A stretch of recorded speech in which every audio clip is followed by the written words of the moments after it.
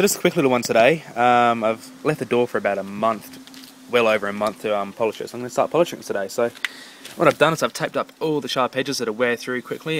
So you know, all the creases, all the outlines, all the edge of the door. Sorry. So yeah, I'm going to sand it wet. Got my bucket of water there. Start off with about maybe 1,000, working up to about 15,000 or 1,500. Sorry. And then I'll start polishing it. So yeah, here we go. Alrighty, so I've sanded it back now. That top part, you can see, is the sanded part, and I've started buffing, and look at that. Isn't it beautiful? Really happy with that. The only thing is, the tape that I put on the edges left some adhesive. I don't know if you can see that there. And the buff doesn't like that, so I'm going to have to get that off with a bit of metho first before I continue buffing. But it's gone from that, or from this, to that. Beautiful. So I might as well keep on going. Well, there we go, all done. Really happy with it. Came up really well. Get a load of that. Really, really good. Really happy. So I first started off by using the buff with this Meguiar's medium cut cleaner, and it's sort of like a hard sort of foam pad on there, sort of like memory foam. But I found that likes to grab, and when it grabs, it makes a little band in the paint. If I can find it, I'll show you. Right there. Only minor, but yeah, I'm happy with it, so I moved to doing it by hand. Using this stuff here is only allowed to be used with a rotary buff, so I thought, bugger that. Had some other polish that I know works, and believe it or not, fiberglass polish.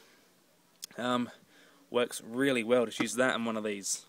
It's a dishcloth actually, but it's really nice and fine, doesn't scratch the paint. Use that and buffed it up by hand, and as you can see, come up really, really well. Compared to that, which was done by a professional about 10 years ago, and this, I'm really happy with it. So yeah, all I've got to do now is put the gold striping on, and then I'm done. So one last thing I've got to show you is this, my little 124 that I've bought. Not another car, you're probably thinking. But no, it's a good little car. I bought it pretty cheap, and needed a lot of little things done. It was registered on the road, but only just. So when I bought it, all the doors didn't line up. It ran well.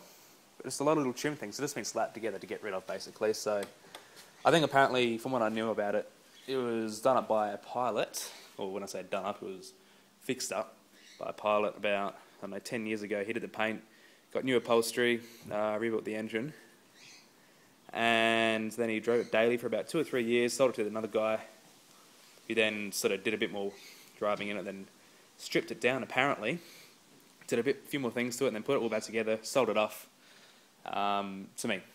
So I bought it, sort of just been slapped back together, so a lot of things had to be fixed, like the doors didn't line up at all, the bonnet closed horrifically, lots of little things missing, like I was missing a clock, didn't have a side view mirror, still not the right mirror, it's just a motorbike mirror that I slapped on there, because it needs one like the 130 has, which I will show you quickly, in case anyone has one. Like this, it's a Chromodora mirror. Really want one. I can't find one because they're really hard to find. But, nonetheless, it's on the road now, which is good. And I drive it every second day, probably. Love it. And of course, it's a CC model, so it's a 1.8 litre, which is good. It's pretty torquey. I love it. It was also missing this right-hand headlight trim on there, so I only just put that on today. I found one of these at a Wreckers and took the headlight trims from them and painted them up and fitted them up. They came up really well, as you can see. Also, the headlights were out of aim when I bought it, so they're pointing up to the trees, which is terrible when you're trying to drive it at night. So I got a better set, or better high beams from the Wreckers, and put them on. And also when I bought it, it came with the 13-inch Chromodora, 13x5 mags, and I actually got these Chevy ones that you can see on there now. I got them for free from a guy in the car club. He'd had them advertised for 2 years and no one had bought them. Eventually I said, yeah, I'll have them. And you can have them for free just to get rid of them. So I thought, beauty. Anyway, I'll show you the interior. When I bought it, it was missing the clock as well, so I got one of those in there now, finally. And all the gauges are really nice. The faces are good. The glass is a bit hazy on some of them, but just a lot of mucking around and taking them apart. It's got the 5-speed manual, which is good. Really nice to drive, has a new clutch in it. And mechanically, the engine's been rebuilt, gearbox has been rebuilt, diff's been rebuilt, so that's perfect. Drives beautifully. And the upholstery was done in 2002 or 2003 or something like I said, with a new headliner as well. I'll go ahead and show you the engine.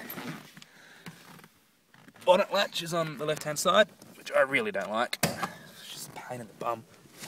Oh yeah, new door cards too. But when I got it, the wooden lock, either the door locks wouldn't work, so it just been slapped back together really badly. This had a overspray on it, so I took that off, painted it up. Bang bang. And there's the motor. I mean, considering it was driven daily for 3 or 4 years, it's pretty tidy actually. I'm really happy with that. Had a new battery. I just put coolants in it today because I just had water in there. Only a single carby. Wouldn't mind putting dual Webers on it, but I don't know, a lot of money to get them, and a lot of mucking around to get it tuned again. But up through here, she's really nice and clean. There's no rust down in the what's the name, shocker strut towers, which is common for these, so that's good. The only thing I've got to do to it now, however, is the front suspension. The ball joints are worn, so this wheel here has a lot of camber. And I'll show you something quickly. The wheels that came with it, all treads were good, but one, that being the one that was on that left-hand side front. Just turn the radio down. Which is this one here. Bald on the inside, so it's covering there. But yeah, they're the mags that were on it originally, for the wheels. But I took them off and put the Chevy on, so I reckon they look better. And also got these for free too, so I wouldn't mind cleaning them up and putting them on. Get some decent tyres on there. So yeah, not that I need anything else to muck around on, but I got that. I couldn't pass it up. I'll start it up for you too, just so I can hear it run. Runs really well. If I can find the key. Got a nice little Italian key fob on there. Yep, out of gear. Yeah. Sounds really nice.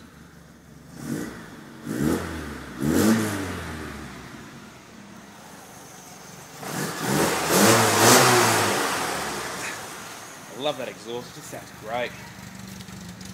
When it's idling, not so much, but when you rev it, it just sounds beautiful. Now that parcel shelf, the only other thing I've done to it as well.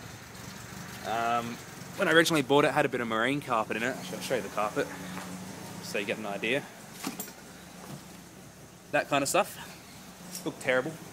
Hey! Well, that was embarrassing. The neighbour just came over and caught me talking to myself. Huh. Anyway, parcel shelf. Just the last thing I'll show you. I made up a new base out of MDF. So it's flat across the bottom, then I had a bit that curved up around the back windscreen there.